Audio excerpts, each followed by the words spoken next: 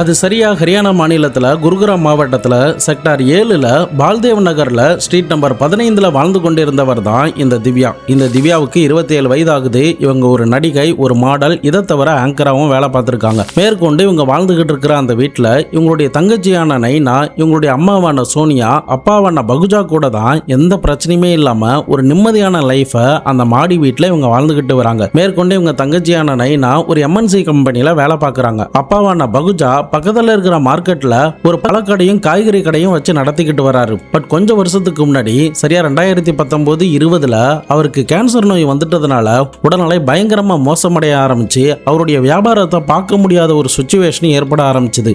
இதன் காரணமா திவ்யாவுடைய அம்மாவான சோனியா தான் வீட்டு வேலைகள்லாம் முடிச்சுட்டு அந்த காய்கறி வியாபாரம் மற்றும் பழ வியாபாரத்தை தனியால இவங்க பார்க்க ஆரம்பிச்சாங்க. இப்படி அந்த வீட்டருடைய பில்லராகவும் இந்த 2 பெண்களுடைய வருமானத்திலையும் தான் இந்த குடும்பமே இதுக்கப்புறம் நடக்க ஆரம்பிச்சது. அப்பாவுடைய உடல்நிலையை தவிர மற்றபடி அவங்களுக்குள்ள எந்த பிரச்சனையுமே இல்லாம நல்லா போய்கிட்டு இருந்த நேரத்துல தான் அவங்க குடும்பத்துல ஒரு பூதாகரத்தை ஏற்படுத்துற மாதிரியான ஒரு முக்கியமான ஒரு சம்பவம் அவங்களுடைய லைஃப்ல நடக்க போகுது.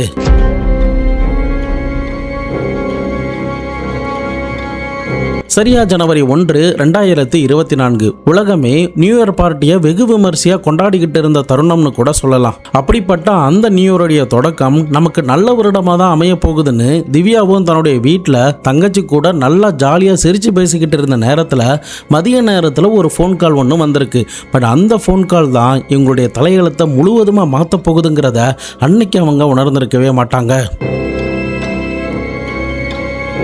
அந்த ஃபோனை அட்டன் பண்ணதுமே மறுமுனையில் இருந்து திவ்யாவுடைய நண்பர் என்ன சொல்கிறாருன்னா, என்னுடைய வீட்டில் பார்ட்டி ஒன்று வச்சுருக்கேன், எல்லா ஃப்ரெண்ட்ஸுமே வராங்க, நீயும் வந்துரு அப்படின்ற மாதிரி இன்வைட் பண்ணியிருந்திருக்காரு. பட் அந்த பார்ட்டியை இந்த பொண்ணால் தவிர்க்க முடியாததுனால தன்னுடைய அம்மா கிட்டையும் தங்கச்சி கிட்டையும் சொல்லிட்டு சரியா ஈவினிங் 4 மணிக்கெல்லாம் வீட்டில் இருந்து புறப்பட ஆரம்பித்தாங்க. ஆனால் இந்த திவ்யா புறப்படுவதற்கு முன்னாடி தன்னுடைய அம்மாவுடைய மொபைலுக்கும் தன்னுடைய தங்கச்சியுடைய மொபைலுக்கும் தன்னுடைய லைவ் லொக்கேஷனை ஷேர் பண்ணுறாங்க. பட் இவங்க இந்த லைவ் லொக்கேஷனை ஷேர் பண்ணுவதற்கான காரணத்தை பின்னாடி நான் சொல்றேன். வீட்டில் இருந்து கிளம்பி போன இந்த திவ்யா நேரடியாக தன்னுடைய நண்பர்களுடைய வீட்டில் அன்றைய நாள் இரவு வரைக்குமே பார்ட்டியை என்ஜாய் பண்றாங்க.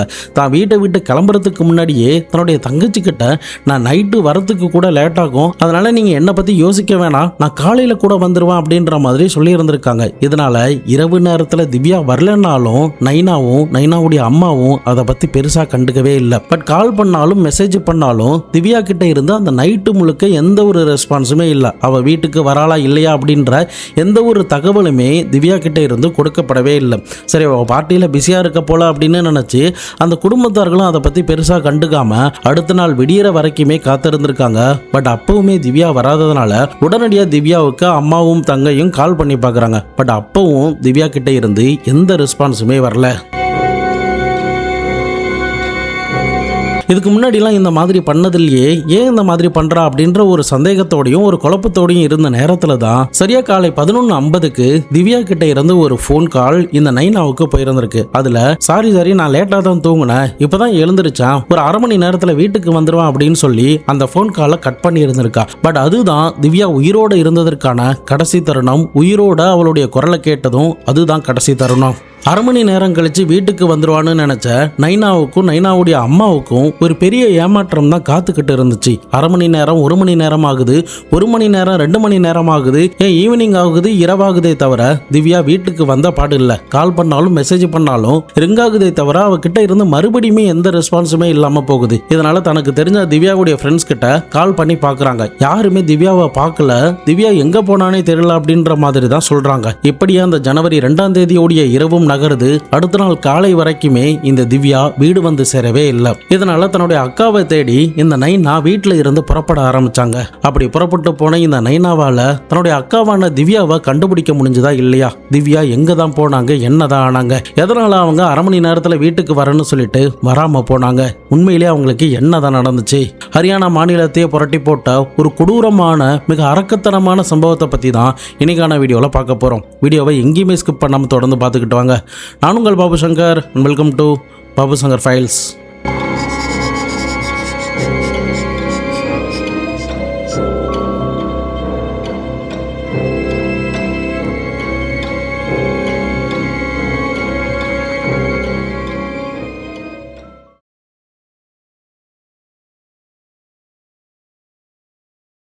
நம்ம சேனலில் வர வீடியோஸ்லாம் உங்களுக்கு பிடிச்சிருந்ததுன்னா மறக்காமல் லைக் பண்ணி பாருங்கள். அப்போ தான் உண்மையாகவே கிரைம் ஜானர் பார்க்குற நம்முடைய ஆடியன்ஸுக்கு ரெக்கமெண்டில் போய் சேரும். ஸோ அது எங்களுக்கு பெரிய மோட்டிவேட்டாக இருக்கும். ஒவ்வொரு கேஸுக்குமே அது சம்மந்தமாக உங்களுக்கு என்ன ஒப்பீனியன் எழுதோ அதையுமே கமெண்ட் பாக்ஸில் சொல்லுங்கள். கண்டிப்பாக நான் உங்கள் கூட வந்து முடிஞ்ச அளவுக்கு டிஸ்கஸ் பண்ணுறேன்.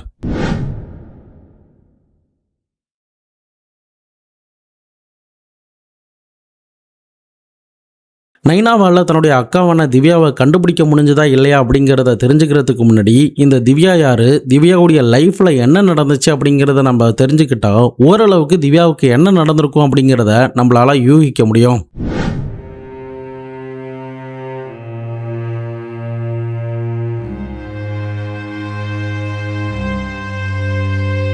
காணாமல் போன இந்த திவ்யாவுக்கு சின்ன வயதில் இருந்து தான் நடிகை ஆகணும், தான் பெரிய மாடல் ஆகணும் அப்படிங்கிறது தான் பெரிய ஆசையாக இருந்திருக்கு. அதே சமயம் ஸ்டேஜ் பர்ஃபார்மன்ஸ்லாம் பண்ணி ஆங்கரிங் பண்ணணும் அப்படிங்கிறதும் பெரிய ட்ரீமாக இருந்திருக்கு. இதன் காரணமாக சின்ன சின்ன ட்ரெஸ்லாம் போட்டு ஆங்கரிங் வேலை பண்ணுறது அப்படின்னு இந்த பொண்ணு தனக்கு கிடைக்கிற வேலைகளை பயன்படுத்திக்க ஆரம்பித்தான். அப்படி இந்த திவ்யா ஸ்கூல் படிச்சுக்கிட்டு இருந்த நேரத்தில் முதல் முறையாக பர்த்டே பார்ட்டியில் ஆங்கரிங் பண்ணியிருந்திருக்கா.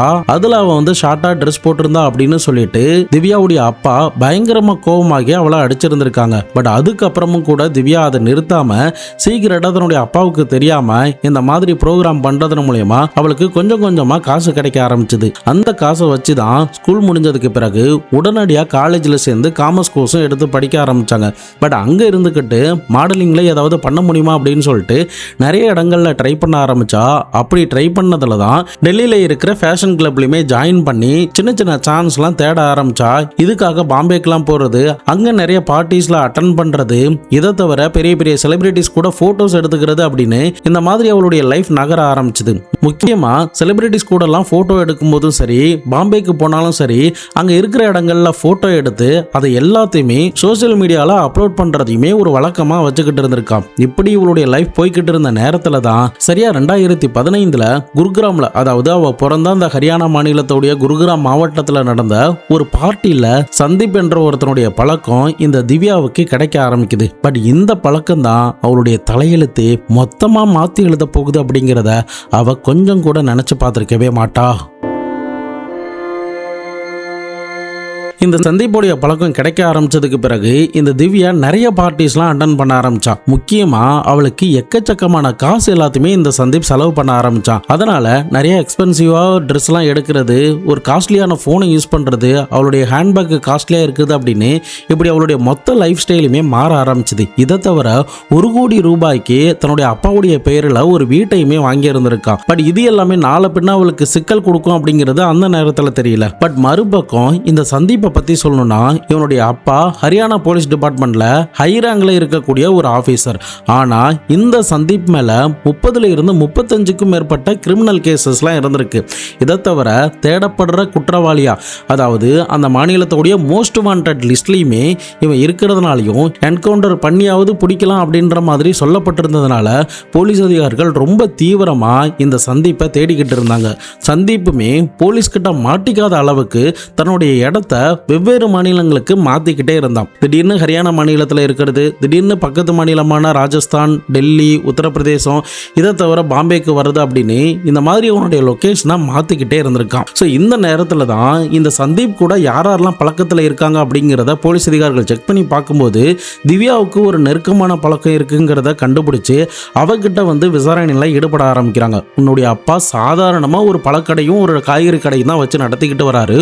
1 கோடி ரூபாயில நீங்க வீடு வாங்குவதற்கு உங்களுக்கு காசு ஏது, எங்க இருந்து வந்துச்சு, இந்த காஸ்ட்லியான மொபைல் போன் எப்படி வாங்கின, சோசியல் மீடியா அக்கௌண்ட்ல உன்னுடைய போட்டோஸை பார்க்கும்போது ரொம்ப லக்ஸரியா லாவிஸ் லைஃப் ஸ்டைல்ல வாழ்ற மாதிரி இருக்கு, இதுக்கெல்லாம் காசு உனக்கு ஏது அப்படின்னு துருவி அந்த பொண்ணு கிட்ட விசாரணை பண்ண ஆரம்பிச்சாங்க.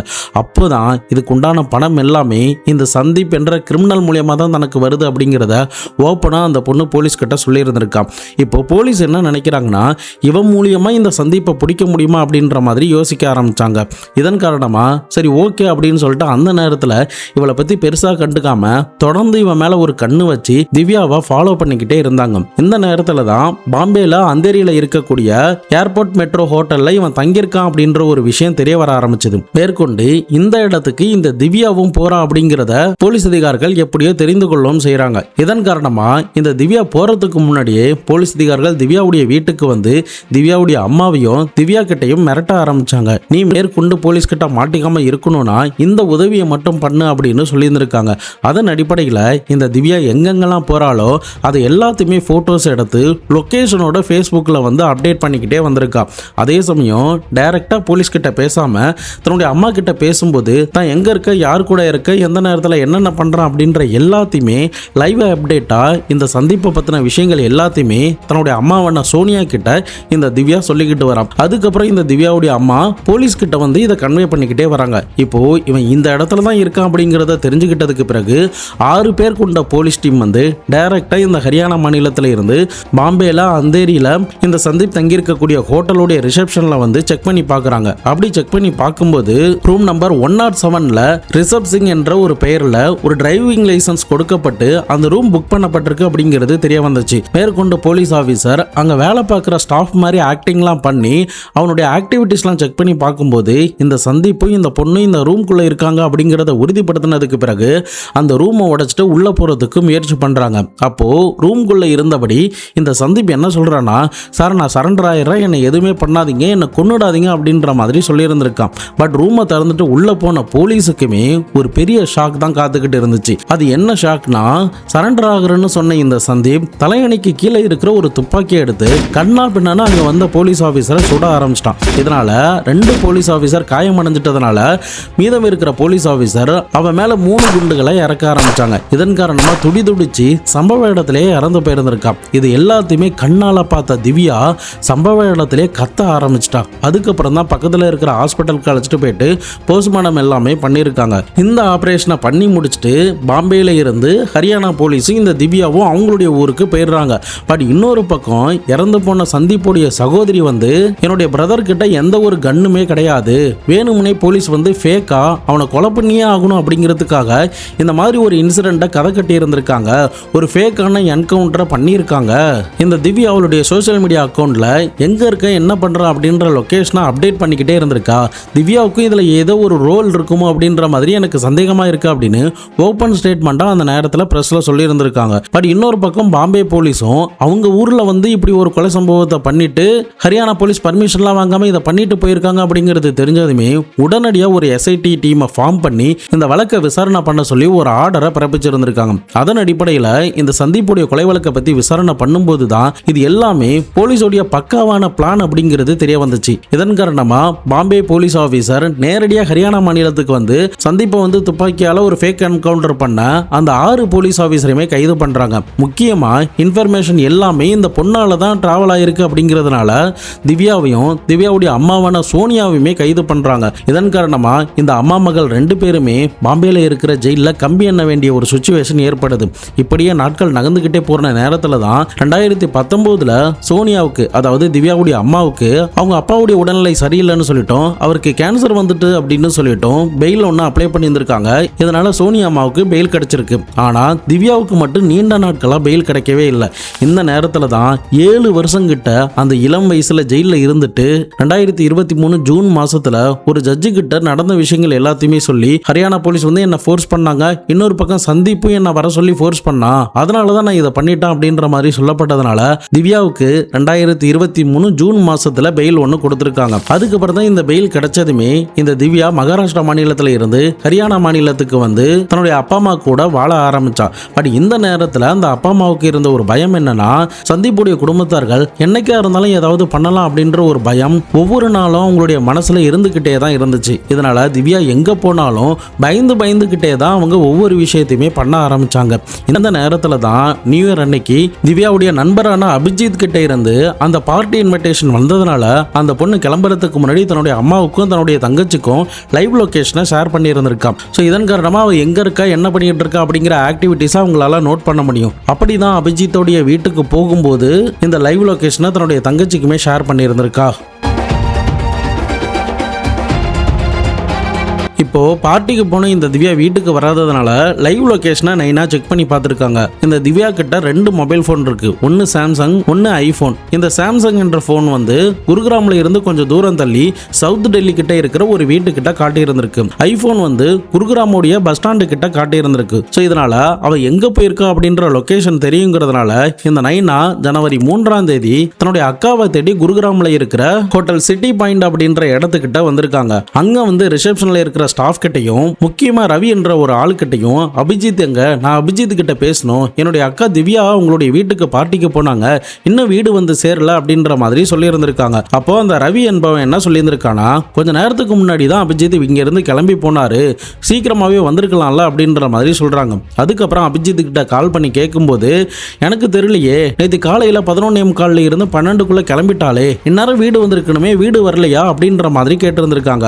அதுக்கப்புறம் நைனாவாலையும் என்ன பண்றதுன்னு தெரியாம அந்த ஹோட்டல்ல இருக்கிற சிசிடிவியை காட்டுங்க அப்படின்ற மாதிரி அங்க இருக்கிற ஸ்டாஃப் கிட்ட சொல்லி இருந்திருக்காங்க. பட் ஸ்டாஃப் யாருமே முடியாதுன்னு சொல்லிட்டதுனால என்ன பண்றதுன்னு தெரியாம இப்ப சாம்சங் போன் வந்து ஒரு லொகேஷன்ல காட்டுனுச்சுல சவுத் டெல்லி கிட்ட, அந்த லொகேஷனை நோக்கி இந்த பொண்ணு போக ஆரம்பிச்சா. ஏன்னா இந்த சவுத் டெல்லியில தான் இந்த அபிஜித்தோடைய வீடும் இருக்கு. பட் எந்த இடத்துல வீடு இருக்கு அப்படிங்கறது அவங்களுக்கு சரியா தெரியல. இதனால அங்க இருக்கிற கடைகள் கிட்டையும் அங்க நிக்கிற ஆட்கள் கிட்டையும் அபிஜித்தோடைய வீடு எது அப்படின்னு சொல்லி கேட்கும்போது சில பேருக்கு தெரிஞ்சாலும் கூட சொல்லாமலே இருக்காங்க. பட் ஃபைனலி ஒரே ஒரு கடைக்காரர் மட்டும் சீக்கிரட்டா இங்க இருக்கிற அபார்ட்மெண்ட்ல செகண்ட் ஃப்ளோர்ல தான் இருக்கு அப்படின்னு சொன்னதுனால உடனடியாக இந்த பொண்ணு அபிஜித்தோடைய வீட்டு வாசல்ல போய் நிக்கிறாங்க. பட் அந்த நேரம்னு பார்த்து ஒரு டெலிவரி பாயும் அந்த இடத்துல நிக்கிறாரு. அதே சமயம் அரை மணி நேரமா அந்த டோரை தட்டியுமே வீட்டுல இருந்து எந்த ஒரு ரெஸ்பான்ஸுமே வரவே இல்லை. பட் இதனால நீண்ட நேரமா நைனா வெளியிலேயே காத்துக்கிட்டு இருக்காங்க. கொஞ்ச நேரம் கழிச்சு அந்த வீட்டோடைய டோர் திறக்கப்படுது. அப்போ சரியான குடி போதையில ஒருத்தன் வந்து நிக்கிறான். அவனுக்கு பின்னாடியே பால்ராஜ் என்ற அபிஜித்தோடைய நண்பரான 55 வயது நேர்ந்த ஒரு லாயரும் நிக்கிறாரு. அவர்கிட்ட என்னுடைய அக்கா திவ்யா வந்து இங்க தானே வந்தா, அவளுடைய லாஸ்ட் லொகேஷன் இங்க தான் காட்டுது, எங்க போனான்னு தெரியுமா அப்படின்ற மாதிரி கேக்குறாங்க. அதுக்கப்புறம் நைனாவை உள்ள வர சொல்லி அவ நேத்தியே இங்க இருந்து கிளம்பிட்டாலே, நான் தானே போய் டிராப் பண்ணிட்டு வந்தேன், அவளுடைய மொபைலை இங்க வச்சுட்டு போயிட்டாலோ அப்படின்னு நினைச்சு கால் பண்ணி பாருங்க அப்படின்னு சொல்றாங்க.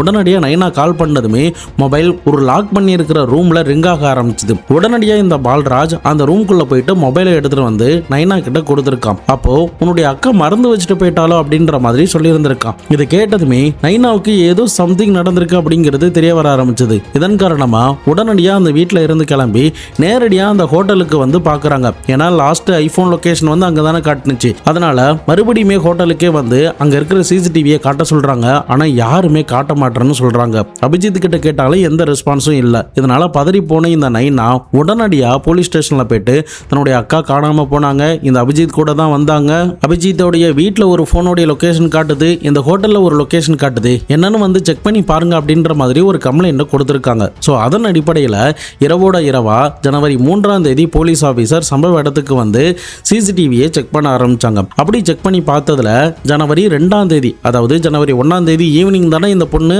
இந்த அபிஜித்தோடைய வீட்டுக்கு போனாங்க. அதுக்கு அடுத்த நாள் அதிகாலை 4:15 மணி வாக்குல இந்த அபிஜித்தோடைய நண்பனான பால்ராஜ் மற்றும் இந்த திவ்யா அப்படின்னு 3 பேர் இந்த ஹோட்டலுக்குள்ள என்ட்ரி ஆகுறது பதிவாக இருந்திருக்கு. அப்போ அங்க இருக்கிற ஸ்டாஃப் கிட்ட பேசுறாங்க. அதுக்கப்புறம் ஒரு கீயை வாங்கிக்கிட்டு மாடியில இருக்கிற செகண்ட் ஃப்ளோர் கிட்ட போறாங்க. அதுக்கப்புறம் தொடர்ந்து அந்த சிசிடிவி எல்லாம் செக் பண்ணி பார்க்கும்போது திவ்யா இறங்கி வந்த மாதிரியான எந்த ஒரு தடயமுமே இல்லை.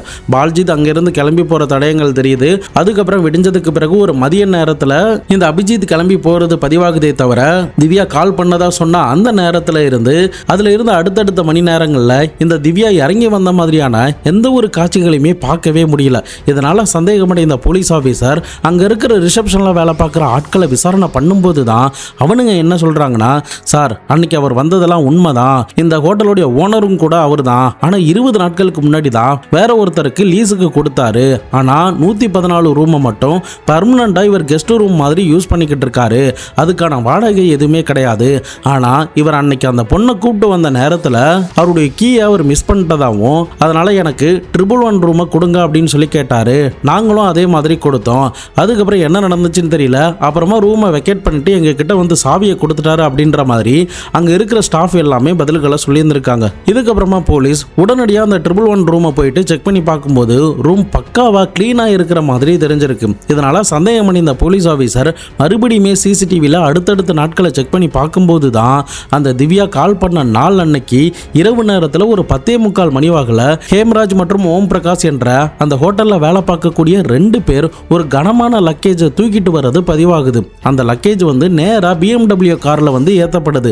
அந்த கார் யாருது அப்படிங்கறத செக் பண்ணி பார்க்கும்போது இந்த அபிஜித்தோடைய இன்னொரு கேர்ள் ஃப்ரெண்டான மேகாவுடைய கார் அப்படிங்கிறது தெரிய வர ஆரம்பிச்சது. இதனால சந்தேகம் அடைந்த போலீஸ் ஆபீசர் இவன் எப்போதும் வழக்கமா வந்து தங்குறன்னு சொல்லப்படுற 114வது ரூமை செக் பண்ணி பார்க்கும்போது தான் அந்த ரூமுமே பக்காவா தண்ணி ஊத்தி கிளீன் பண்ண மாதிரியும் அதுக்குள்ள சில ரத்த கரைகளும் இருக்கிறத கண்டுபிடிச்சிருக்காங்க. சம்திங் இந்த ரூம்குள்ள தான் ஏதோ நடந்திருக்கு அப்படிங்கறத தெரிஞ்சுக்கிட்டு இந்த 111 ரூமையும் 114 ரூமையும் மறுபடியுமே தரோவா செக் பண்ணி பார்த்திருக்காங்க.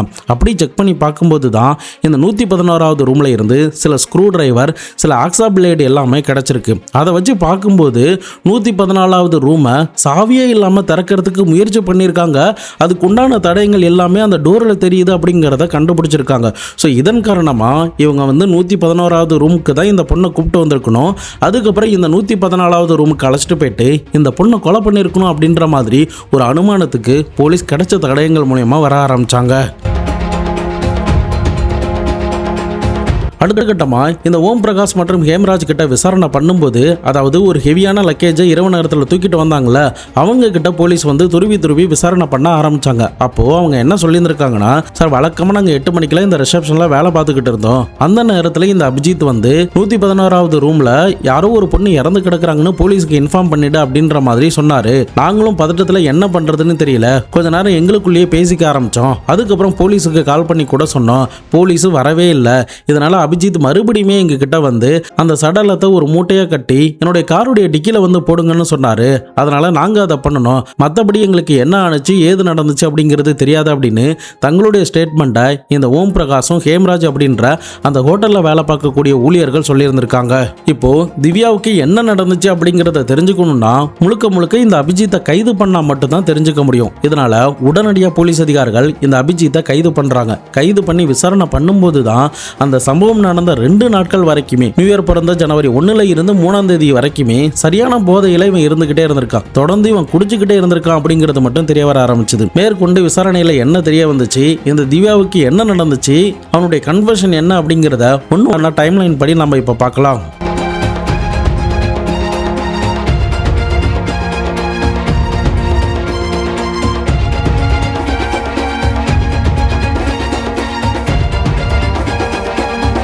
இந்த ஹோட்டலுடைய ஓனரான இந்த அபிஜித்துக்கு ஏற்கனவே திருமணமாகி குழந்தைகள்லாம் இருக்காங்க. இதை தவிர இந்த திவ்யா கூடயும் உனக்கு பழக்கம் இருக்கு, மேகா என்ற பெண் கூடயும் பழக்கம் இருக்கு. இந்த திவ்யா கூட எப்போ பழக்கம் ஏற்பட்டுச்சுன்னா, அதே குருகிராம் பகுதியில் பஸ் ஸ்டாண்டு கிட்ட தான் இந்த ஹோட்டல் இருக்கிறதுனால அடிக்கடி இந்த பொண்ணை பார்த்து இருந்திருக்கான். அந்த நேரத்தில் தான் அந்த பொண்ணுக்கிட்ட பேச்சு கொடுக்க ஆரம்பிச்சு 2 பேரும் ஃப்ரெண்ட்ஸாக இருந்திருக்காங்க. இதற்கு நடுவில் இந்த திவ்யா இந்த சந்திப்புடைய கேஸில் ஜெயில் தண்டனைலாம் அனுபவிச்சு ரிட்டர்ன் தன்னுடைய சொந்த ஊருக்கு வரும்போது மறுபடியுமே இவங்களுக்குள்ள பழக்கம் ஏற்பட்டிருந்திருக்கு. இந்த பழக்கத்தின் காரணமா நியூ இயர் பார்ட்டிக்கு வரியா அப்படின்ற மாதிரி இன்வைட் பண்றாங்க. திவ்யாவும் வரன்னு சொல்லிட்டு இந்த அபிஜித் கூட அவனுடைய வீட்டுல போய் தங்கி அந்த பார்ட்டியை என்ஜாய் பண்றாங்க. அன்னைக்கு அந்த பார்ட்டியில தன்னுடைய சின்ன வயது நண்பனான பால்ராஜ், இவனுடைய இன்னொரு கேர்ள் ஃப்ரெண்டான மேகா மற்றும் திவ்யா அப்படின்னு இந்த 4 பேர் வந்து அந்த பார்ட்டியை செலிப்ரேட் பண்றாங்க. பட் பார்ட்டி நல்லா போய்கிட்டு இருந்த நேரத்துல, எல்லாருமே சரியான போதையில இருக்கிற நேரத்துல இந்த அபிஜித் கூட நின்னபடி தப்பான போட்டோலாம் இந்த திவ்யா எடுத்திருந்திருக்கா. எடுத்தது மட்டும் இல்லாம அபிஜித் கிட்ட காட்டி, நீ வந்து எனக்கு பணம் கொடுக்கலனா உன்னுடைய குடும்பத்துக்கிட்ட இந்த போட்டோவை அனுப்பிடுவான் அப்படின்ற மாதிரி மிரட்ட ஆரம்பிச்சிட்டா. இதனால ஒரு மாதிரி அப்செட் ஆன இந்த அபிஜித்துக்கு என்ன பண்றதுன்னு தெரியாம முழிச்சுக்கிட்டே இருக்கான். இன்னொரு பக்கம் இவனுடைய நண்பர்களுக்கும் அவனுடைய கேர்ள் ஃப்ரெண்டுக்கும் தெரியாது. இதனால நம்ம 2 பேரும் ஹோட்டலுக்கு போகலாம், அதுக்கப்புறம் நம்ம டிஸ்கஸ் பண்ணிக்கலாம் அப்படின்ற மாதிரி பிளான் பண்றாங்க. அதன் அடிப்படையில் அந்த பார்ட்டி முடிஞ்சதுமே மேகா உங்களுடைய BMW காரை எடுத்துக்கிட்டு கிளம்பி போயிடுறாங்க. இன்னொரு பக்கம் இவனுடைய மினி கூப்பர் கார்ல பால்ராஜ், இந்த அபிஜித், இதை தவிர திவ்யா அப்படின்னு 3 பேரும் சேர்ந்து ஹோட்டல் சிட்டி பாயிண்ட்டுக்கு வந்திருக்காங்க. அதுக்கப்புறம் பால்ராஜ் அந்த இடத்துல இருந்து கிளம்பிட்டாரு. இந்த அபிஜித் வந்து தன்னுடைய 114வது ரூம் கீயை மறந்து வச்சுட்டு வந்துட்டேன், அதனால 111வது ரூம் கீ கொடுங்க அப்படின்ற மாதிரி கேட்டு அந்த ரூமுக்கு இந்த பொண்ணை அழைச்சிட்டு போறாரு. அங்கேயுமே பார்ட்டி நடக்க ஆரம்பிக்குது. அங்க 2 பேருக்குள்ளேயும் எந்த பிரச்சனையுமே இல்லாம போகுது. ஒரு கட்டத்தில் 2 பேரும் சரியான போதையில இருந்ததுனால தூங்கவும் செய்யறாங்க. இதற்கு நடுவுல தான் எழுந்ததுக்கு பிறகு சரியா 11:50க்குலாம் தன்னுடைய வீட்டுக்கு கால் பண்ணி இன்னும் அரை மணி நேரத்தில் வந்துருவான் அப்படின்ற மாதிரி இந்த திவ்யா சொல்றா. பட் அந்த போன் காலை கட் பண்ண உடனே இந்த திவ்யா அபிஜித்தை மறுபடியுமே மிரட்ட ஆரம்பிச்சிட்டா. எனக்கு பணம் கொடு, உன்னுடைய காஸ்ட்லியான இந்த போனை கொடு, உன்னுடைய நகைகள்லாம் கொடு அப்படின்ற மாதிரி மிரட்ட ஆரம்பிச்சிட்டா. இவளுடைய இந்த பிளாக்மெயில் தாங்க முடியாம ஒரு கட்டத்தில் ட்ரிகர் ஆன இந்த அபிஜித்துக்கு என்ன பண்றதுன்னே தெரியல. தன்னுடைய குடும்பத்துக்கு தெரிஞ்சா தன்னுடைய மானம் இல்லாம போயிடுமே, எதனால இவ இப்படி பண்றா, இவ கிட்ட வந்து நம்ம மாட்டிக்கிட்டோமே அப்படின்ற 1000 கொஸ்டின் இந்த அபிஜித்தோடைய மைண்ட்ல ஓட ஆரம்பிச்சது. இதன் காரணமா அவர்கிட்ட இருந்து எந்த ஒரு பதிலுமே வராததுனால இந்த 2 பேருக்குள்ளேயும் பயங்கரமான கான்வர்சேஷன், ஒரு ஹீட்டடான கான்வர்சேஷன் கொஞ்ச நேரத்திலே நடக்க ஆரம்பிச்சது. இதனால ஆத்திரமடைந்த இந்த அபிஜித் தான் இல்லீகலா வச்சிருக்கிற நாட்டு துப்பாக்கியால இந்த திவ்யாவை கொடூரமான முறையில் சுட்டிருந்திருக்கான். பட் சுட்டதுக்கு பிறகு என்ன பண்றது ஏது பண்றதுன்னு தெரியாம தன்னுடைய இன்னொரு கேர்ள் ஃப்ரெண்டான மேகாவுக்கு கால் பண்ணி சொல்லியிருந்திருக்கான். அவளுமே இந்த இடத்துல வந்து பார்த்ததுக்கு பிறகு இவளை பேசாம எங்கேயாவது ஒரு கால்வாயில டிஸ்போஸ் பண்ணிடு அப்படின்ற மாதிரி சொல்லிட்டு அவ அங்கிருந்து கிளம்பி போயிட்டான். பட் அதுக்கப்புறம் அபிஜித்துக்கு எப்படியும் கால்வாயில போட்டாலுமே நம்ம மாட்டிப்போம் அப்படிங்கிறது தெரிய ஆரம்பிச்சது. இதனால அங்க வேலை பார்க்கிற பசங்க கிட்ட போலீஸ் கிட்ட சொல்லிடுங்க அப்படின்ற மாதிரி சொல்லியிருந்திருக்காரு. பட் போலீஸ் வந்து அந்த நேரத்தில் வராததுனால மறுபடியுமே இந்த அபிஜித் வந்து மாடிக்கு போயிட்டு அங்க இருக்கிற ஸ்க்ரூ டிரைவர் ஆக்ஸா பிளேட் மூலியமா 114வது ரூமையுமே உடைச்சிட்டு இந்த திவ்யாவுடைய சடலத்தை அங்க இழுத்துட்டு வந்திருக்கான். அதுக்கப்புறம் தான் அங்க இருக்கிற ஒரு லக்கேஜ் பேக்ல பேக் பண்ணி அந்த ரூமை பக்காவா கிளீன் பண்ணி இருந்திருக்காங்க.